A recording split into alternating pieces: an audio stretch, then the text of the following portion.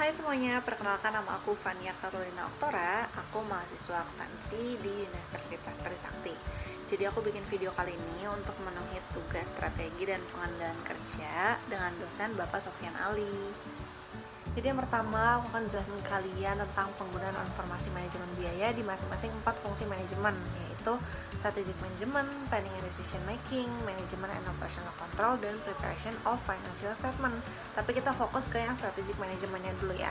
Jadi strategic management itu intinya kan mengantisipasi perubahan. Jadi kita bisa tahu lingkungan yang kompetitif di bisnis kita, kemudian kita bisa mengidentifikasi masalah sehingga kita dapat melakukan perubahan dengan cepat.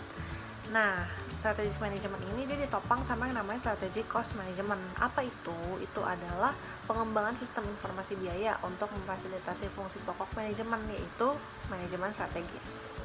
Next, ada beberapa perubahan dalam lingkungan bisnis kontemporer yang mempengaruhi manajemen biaya.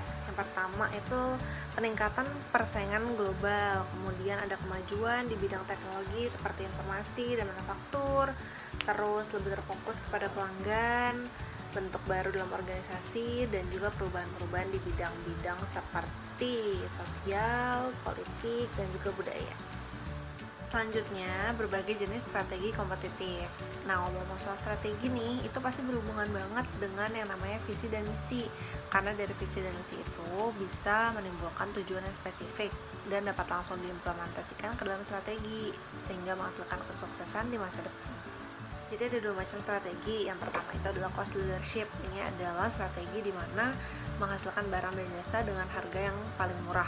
Kalau yang kedua adalah differentiation. Kalau ini dengan menghasilkan barang dan jasa yang unik, jadi berbeda dengan yang lain. Lanjut, aku mau bahas tentang teknik manajemen kontemporer. Ini ada 10, kita akan bahas satu persatu. Yang pertama, SWOT analysis. Ini adalah strength, weakness, opportunities, dan juga threats.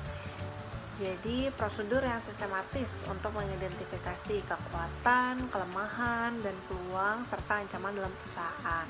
Yang kedua ada the value chain analysis. Kalau ini untuk mengidentifikasi langkah spesifik yang dibutuhkan untuk menyediakan barang dan jasa yang kompetitif bagi pelanggannya. Yang ketiga ada balance scorecard. Kalau ini laporan kinerja perusahaan tapi dari ukurannya keuangan dan juga non keuangan. Lanjut lagi ada ABC dan ABM. Perbedaannya kalau ABC untuk meningkatkan akurasi analisis biaya, kalau yang ABM untuk meningkatkan nilai produk atau jasa. Lanjut lagi ada total quality management.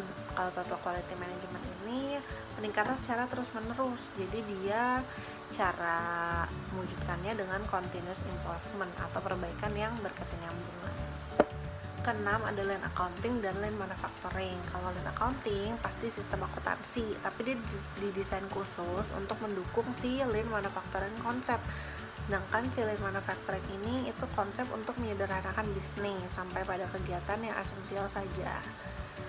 Ketujuh ada relevant cost. Ini dia biaya masa depan tapi berbeda untuk masing-masing alternatif.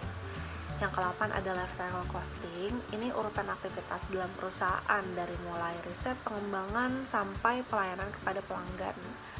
Kemudian ada target costing. Kalau target costing ini alat untuk menganalisis struktur biaya, jadi biaya manufakturnya bisa lebih efisien.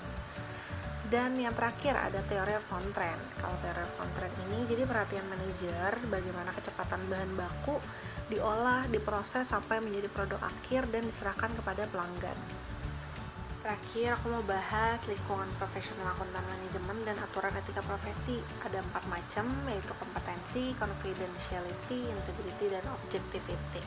Yang pertama kompetensi. Kalau ini intinya kita mau terus melakukan pengembangan pengetahuan, terus melakukan tugas sesuai dengan hukum dan peraturan yang ada. Kemudian confidentiality, ini kita harus bisa menjaga kerahasiaan informasi. Lalu ada integrity. Kalau integrity itu kita harus menghindari terjadi konflik kepentingan, jadi harus menjaga komunikasi antara rekan kerja. Dan yang terakhir ada objectivity. Ini kita harus menyampaikan sebuah informasi secara wajar dan juga secara objektif. Sekian video dari aku, semoga video ini bisa berguna bagi kalian semua yang nonton. Thank you for watching.